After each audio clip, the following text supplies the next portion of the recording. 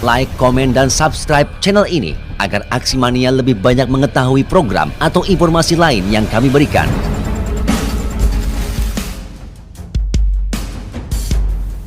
Kemarin berbeda dengan hari ini, dan hari ini akan berbeda dengan esok.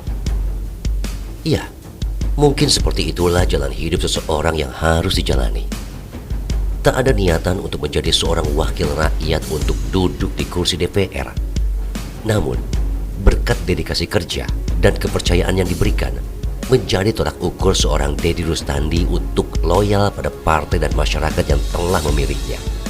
Sepak terjang dalam hidup dan keterlibatannya dalam partai hingga menjadi wakil rakyat akan menjadi perbincangan yang patut disimak dalam acara.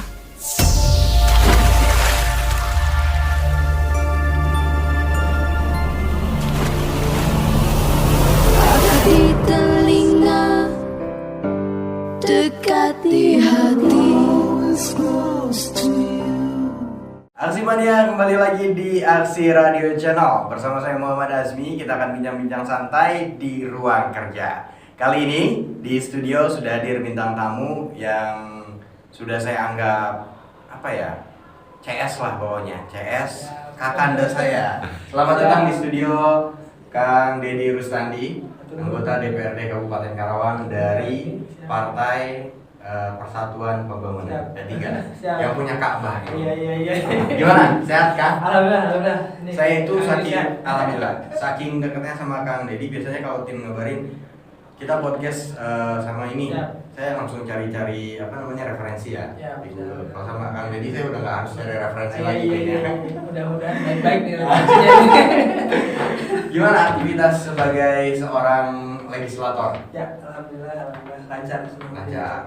Di masa pandemi ini lebih sibuk di sebelum pandemi atau saat pandemi sih kalau anggota dewan? Iya, saat pandemi kayaknya sibuk urusan dengan masyarakat berarti bukan urusan kantor ya. Ya, lebih actionnya benar-benar diuji ya selama hampir 2 tahun ini.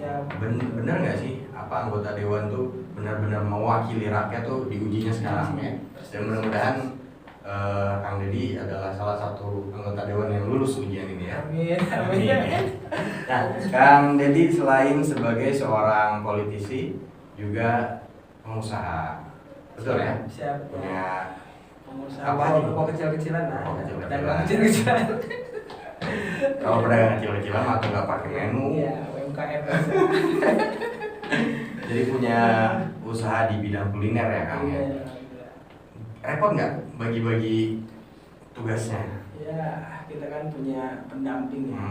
Kita tugaskan pendamping lah. Asisten luar dalam lah asisten luar dalam itu urusannya asisten luar dalam itu.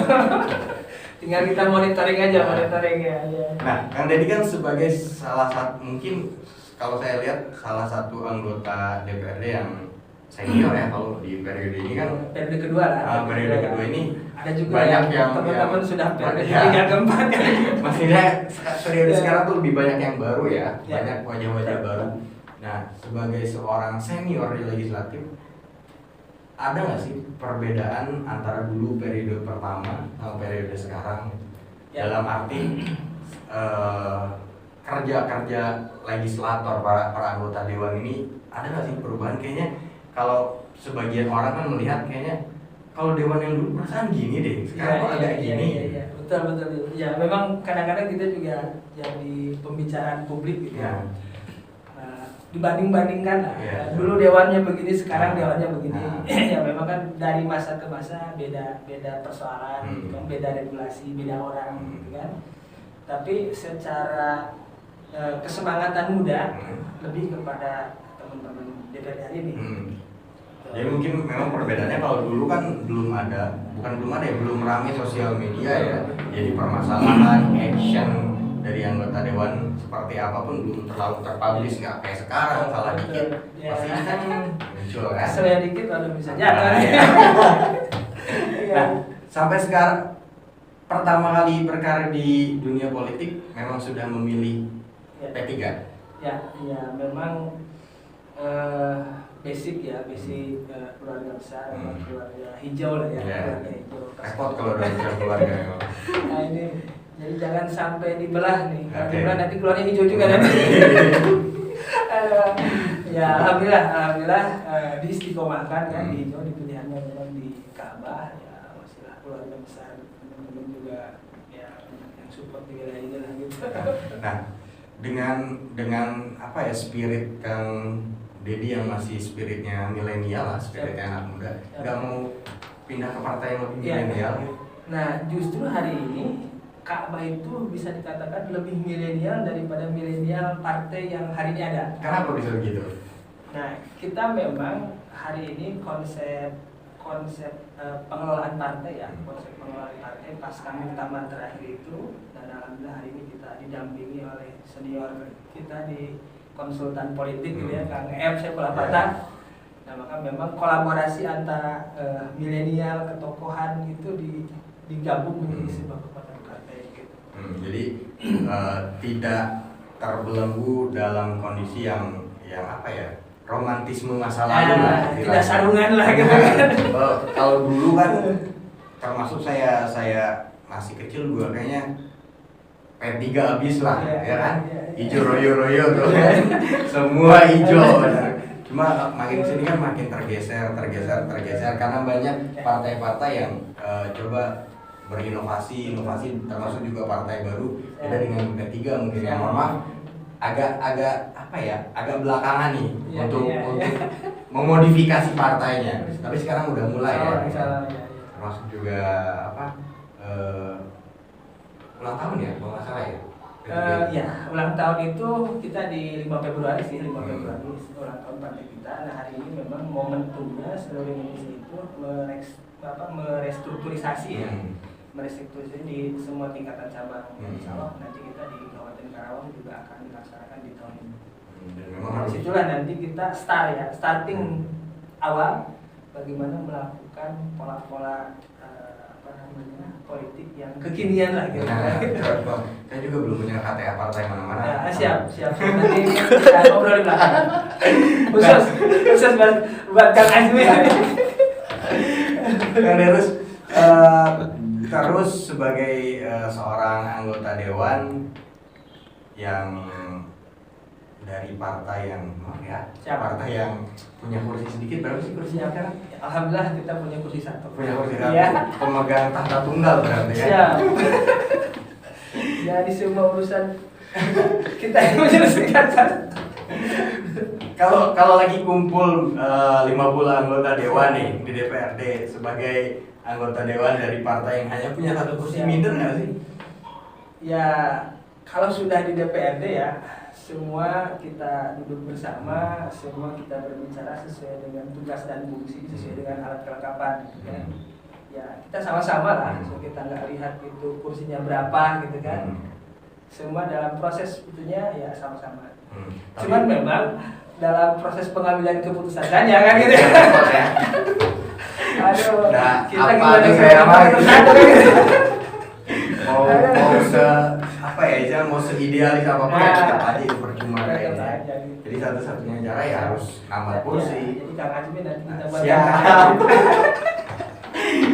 Jadi, nah sebagai anggota dewan yang betul-betul hanya 1 kursi di DPRD, Ya. terus kemudian tadi kan kesulitannya adalah ketika sedang apa ya, tarik ulur soal kebijakan yang nggak bisa banyak berbuat ya kan? Ya. Karena ya memang mau gimana pun ya itu cuma 1 kursi, nggak bisa maksain kan? Ya. Tapi kita juga punya saudara. Hari ini kan P3 bergabung di Aksi Pangkal Perjuangan. Kalau berbicara jumlah kita nggak kalah dengan teman-teman Golkar gitu kan, dengan Gerindra gitu ya. Kita 7 punya 7. Cuma ya partainya aja Partai. sedikit.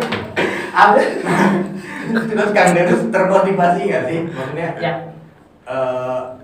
lebih mikirin bodo amat, yang penting gua harus tetap jadi dewan gitu Ya. di periode berikutnya, atau Ya. gimana caranya nih biar semua dapil itu terisi sama dewan-dewan dari P3?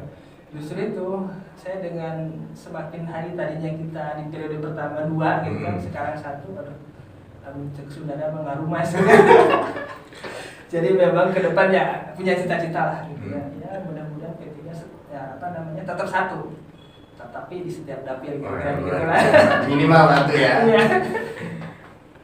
Membayangkan nggak sih kan, membayangkan atau ya pernah kayak berharap nggak kejayaan P3 khususnya di Ya. Karawang bisa balik lagi? Ya itu di samping itu cita-cita gitu kan, dan insya Allah itu sebagai motivasi lah, motivasi sampai ke belakang bahwa P3 pernah juga mendapat 5 kursi, paling tidak kita bisa mengembalikan itu menjadi spirit ya. Tapi mungkin nggak menurut Kang Deru sendiri? Sangat mungkin, sangat Sangat mungkin. Apa yang jadi keyakinan itu sangat mungkin bisa dilakukan? insya Allah, ya. Kita maksimalkan ikhtiar, Hmm. kita maksimalkan doa. Nah ini Insya Allah jalan. dan kalau selama ini punya lambang Ka'bah kan pasti itu kata kuncinya itu ikhtiar dan doa. Betul, itu ya amanah senior kita, Iya. Bung Roma kan amanah. Ikhtiar dan doa. Benar-benar. Terus kemudian punya mimpi lain nggak Kang Deru selain menjadi anggota dewan, mungkin Ya. di ranah yang berbeda atau di sama-sama di legislatif cuma yang lebih tinggi? Ya. Mimpi secara politik Pasti ada. pasti. Harapannya Partai Persatuan Pembangunan ini menjadi partai yang bisa lebih maksimal, gitu kan, lebih maksimal memberikan manfaat kepada masyarakat Karawang, gitu kan. Ya tentunya kan memang dengan perolehan kursi yang maksimal pula, yang lebih banyak lah dari hari ini. Itu cita-cita secara politik gitu kan. Nah cita-cita lain di luar partai politik ya, tentu sebagai manusia yang berpikir gitu ya. pastilah ya yang jelas kan bagaimana juga kita kan tidak selamanya juga kita di politik gitu ya. Pengabdian kita pasca politik ini pun perlu kita persiapkan ya, tentunya di sektor usaha yang insya Allah dengan usaha ini bisa memberikan manfaat juga kan gitu kan, baik keluarga ataupun masyarakat. Ya, mau doanya aja. Nanti dan kalau Kang Azmi ada peluang usaha ya kita usaha bareng. Oke. Itu di belakang lagi nanti. Iya. Nah, Kang Deru, saya mau nanya sama Kang Deru, tapi saya nggak mau jawaban yang politisi banget. Iya. Karena kalau politisi jawabannya klise kan. Siap. Pasti jawabannya Siap. ya karena sampai mengabdi menjebak ini. kepada masyarakat gitu kan. Itu udah biasa. Iya. Semua politisi pasti ditanya jawabnya itu. Siap. Nah, cuma ini kita bertanya sebagai kawan ya. Siap. Apa yang membuat Kang Derus akhirnya masuk ke dunia politik dan sampai hari ini menjadi anggota dewan? Ingat, jangan jawaban politisi ya. Siap, betul. Jujur saya ya sebetulnya tidak ada cita-cita ya, tidak ada cita-cita menjadi anggota dewan. Cuman memang ketika itu pasca mahasiswa kita kan pengangguran ya. Pengangguran namanya pengangguran kan kemudian berafiliasi lah dengan partai politik secara struktural gitu kan. Nah pas ketika saya waktu itu menjabat sebagai sekretaris DPC, kemudian ya memang ditugaskan partai lah, kamu nyalon dapil 1. Oh ya siap, bismillah. Kita sebagai ya mantan yang biasa gular-guler di lapangan kan gitu ya. Ya udah bismillah lah gitu kan. Ternyata luar biasa. Walaupun kita di kursi terakhir, anggota dewan juga gitu kan. Itu kalau yang namanya nasi udah ketemu nggak bisa ditolak ya. Kemudian nanti setelah anggota dewan, ini kan udah periode kedua, masih tetap mau menjadi anggota dewan lagi? Selama memang partai menugaskan dan kita masih eksis di partai, kita sebagai kader partai siap ditempatkan dimanapun. Kira-kira gitu. Kang Derus menganggap menjadi seorang politisi, menjadi seorang anggota dewan hari ini sebagai pekerjaan atau passion? Saya hari ini lebih kepada ya ini takutnya Pasti jawabannya pengabdian ya. dibilang politisi kan. Aduh, gimana ya? Karena lidahnya lidah politik kan. Susah aja. Ya di satu sisi nilai-nilai pengabdiannya ya. Di sisi lain prestis kita sebagai orang yang kurang lebih dari 2 juta lebih penduduk di Kabupaten Karawang, anggota dewan itu hanya ada 50, salah satunya kita kan. Itu kan prestis juga. Betul. Tapi ya di luar itu ternyata alhamdulillah sisi kebermanfaatan kita untuk melakukan hal-hal kebaikan ya. Paling ya tidak jauh-jauh lah dengan yang terdekat gitu kan, dengan tetangga, dengan kawan, dengan konstituen. Ya paling tidak kalau mereka kadang-kadang gitu ya butuh beras pun nelponnya ke kita kan, itu bisa kita selesaikan kira-kira begitu lah. Termasuk enaknya jadi anggota dewan memang menjadi seorang apa ya, dermawan Ya. dengan uang negara mungkin itu ya. Ya kalau Artinya gini, iya santai, gak usah tegang. Siap. Maksudnya ketika masyarakat konstituen jalan rusak ya kan, Ya. ini dengan kalau aspirasi bisa pakai ya kan? APBD gitu. Ya, betul kan, berarti menjadi seorang dermawan Ya. dengan uang negara. Betul, tapi kalau urusan beras kan nggak bisa Ah, ya, itu APBD beda. ya. Jadi memang ya mau itu tadi ya, bahasa mengabdikan diri kepada masyarakat ya. Ya. Mau gimana pun caranya itu harus terucap dari Ya. seorang politisi, apalagi anggota dewan yang memang anggota dewan, pejabat negara semua yang memang Siap. dibiayai, digaji oleh hasil dari pajak masyarakat, betul ya? Jadi udah mulai masuk nih. Enggak, kita ngobrol santai aja. Siap. Karena selalu asik ngobrol sama politisi itu, jadi lebih ke apa ya? Bukan mengawang-awang, bukan Mengawang-awang, tapi membenarkan kebohongan aja. Aduh, beda. Kalau tentang aktivis memang selalu beda. Pernah ini nggak? Pernah kayak ngerasa ada di titik jenuh nggak sebagai seorang politisi? Karena kan ada momen-momen seorang politisi itu tadi ya, ketika konstituen tuh nggak tahu Ya. saya punya duit atau enggak sebetulnya Ya, kan. ya. Cuma ya tetap aja ngejarnya ke kita. Betul. Pernah nggak ada di titik? Iya, tentunya kita sebagai manusia, apalagi saya secara pribadi banyak sekali keterbatasan ya. Ketika memang situasi yang harus kita selalu bisa, selalu hadir, bahkan kadang-kadang 24 jam ya. Nah, memang kadang-kadang kok begini amat gitu kan. Tetapi itu tadi lah ya, kalau berbicara kita sebagai apa ya, manusia yang bisa memberikan manfaat kepada manusia yang lainnya, kan itu adalah manusia yang terbaik lah gitu ya. Berarti kalau lagi ada di titik jenuh, udah capek ngurusin konstituen, yang menjadi motivasi kayaknya, aduh kalau males-malesan nanti nggak dipilih lagi nih, gitu ya? Ya, sebagai politisi pasti kesana ada.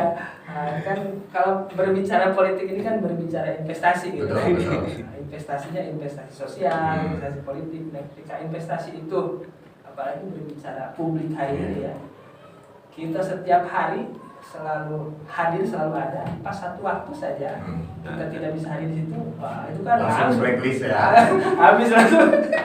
Ya, makanya saya selalu minta sama narasumber khususnya para politisi untuk ngomong jujur aja lah. Gitu. Nggak usah ngomong soal saya mengabdi, saya ini udah bosen gitu kan. Nah, Kang Derus, satu pertanyaan lagi. Kalau misalkan andaikan kondisi terburuknya nanti nyalon lagi, entah di DPRD kabupaten, provinsi, atau lebih tinggi dari itu, ternyata gagal. Apa yang akan dilakukan? Tetap mengabdi kepada masyarakat lewat jalur partainya, atau meninggalkan politik? Ya tentunya memang kita orang yang lebih masuk ke wilayah politik sebelumnya, kalaupun memang kita ditakdirkan nanti ke depan ketika misalkan tidak jadi lagi, ya sebagai kader partai tetap kita eksis ya di kepartaian, bagaimana menurut partai. Nah, di luar itu mungkin kita fokus ya mengurusi keluarga lah ya, mengurusi keluarga, kemudian bikin investasi keluarga dan seterusnya. Kalaupun ada momen yang kita bisa melakukan hal-hal baik buat masyarakat ya kita. Tapi ngomong-ngomong P3 itu tokohnya sekarang ya kalau nggak ketua DPC ya Kang Derus ya. Berarti kemungkinan sangat besar ya pasti pegang pimpinan partai. Duluin aja nih. Udah ngeduluin aja belum juga apa. Itu bukan, ini kan bicara soal politik, itu kan bicara soal kemungkinan kan. Ya, berarti ya salah satu kemungkinan terbesar itu kan. Betul. Sebetulnya P3 ini kaya dengan kader. Banyak juga kader-kader senior gitu kan. Dan tentunya banyak juga para alim ulama yang memang mereka sebetulnya yang punya investasi di P3 ini.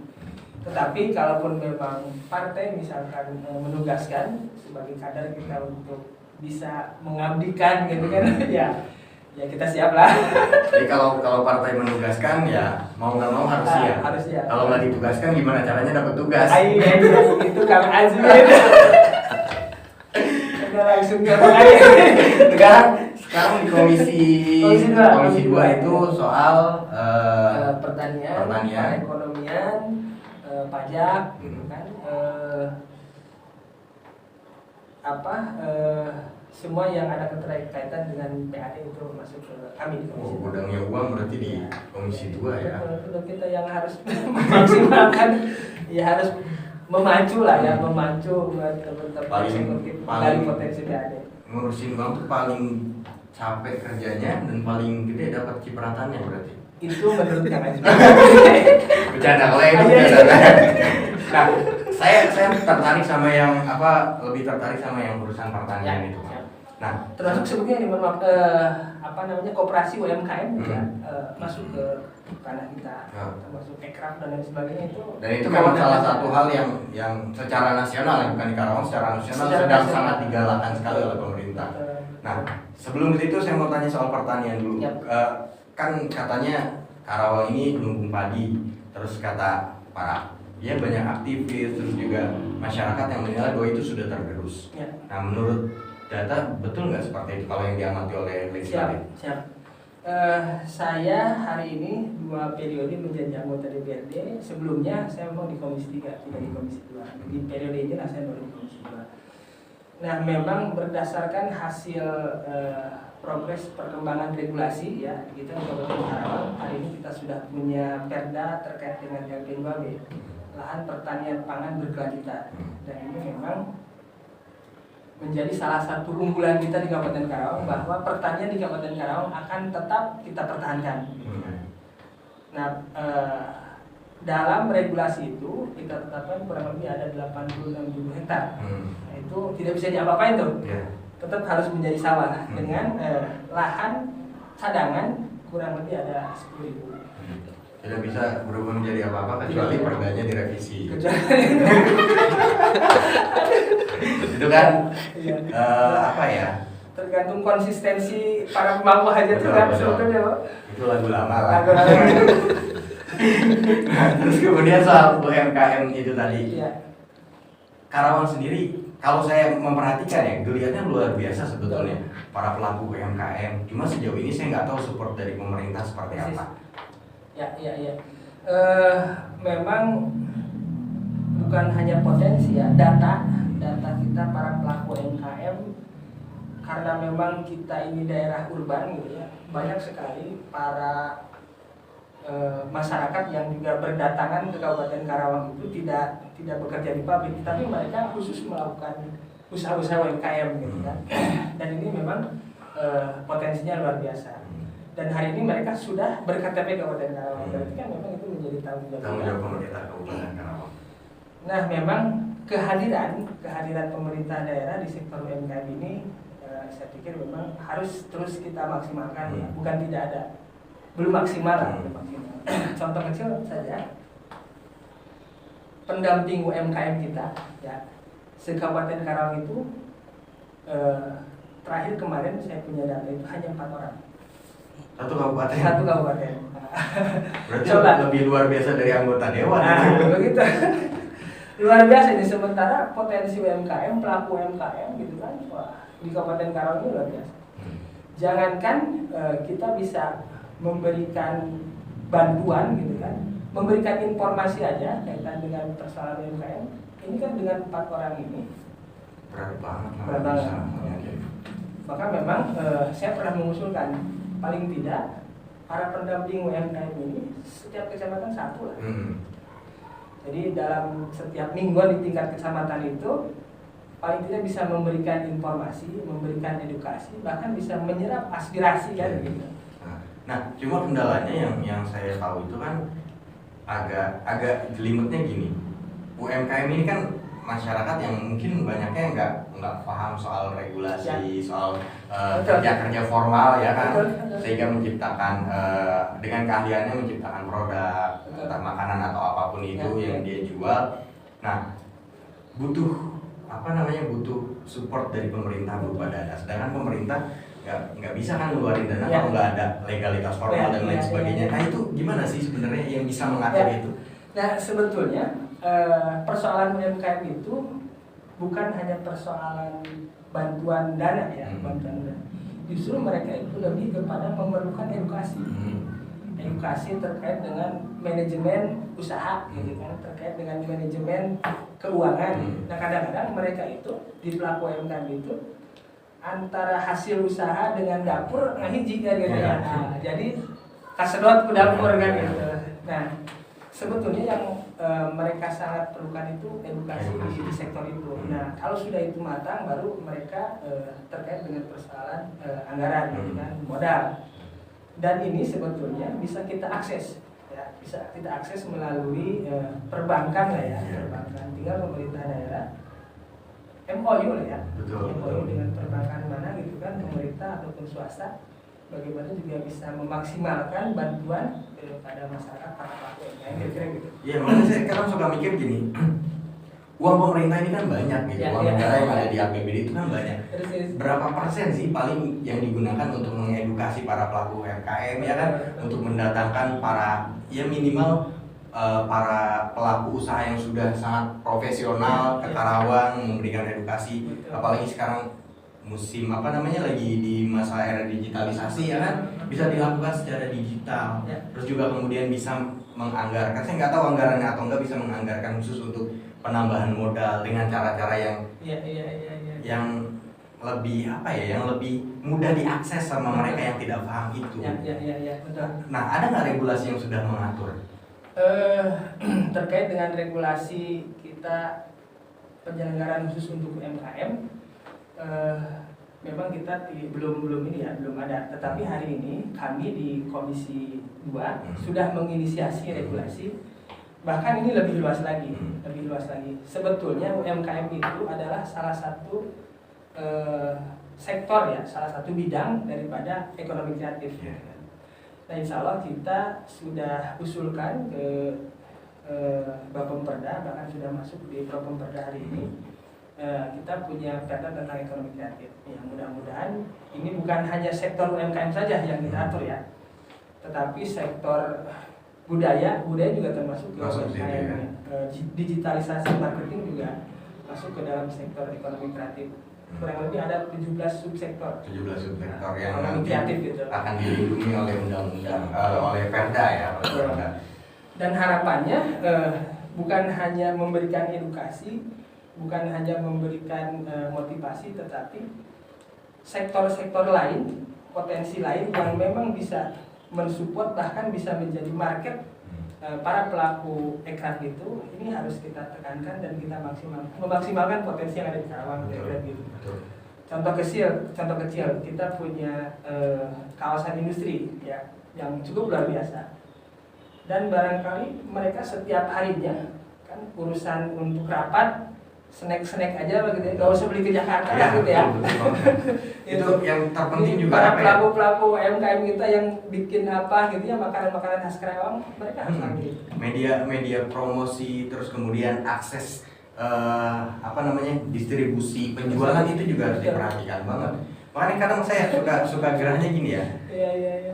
Dinas-dinas di Karawang ini termasuk juga di Kominfo, terus di Sparbun, itu kan sudah punya akun sosial media. Kenapa nggak berinovasi gitu, promosikan produk-produk yang ada di Karawang? Kalau ada teman dari luar kota kan main sini, pengen bawain oleh-oleh, itu bingung apa gitu yang bisa dibawa ya kan?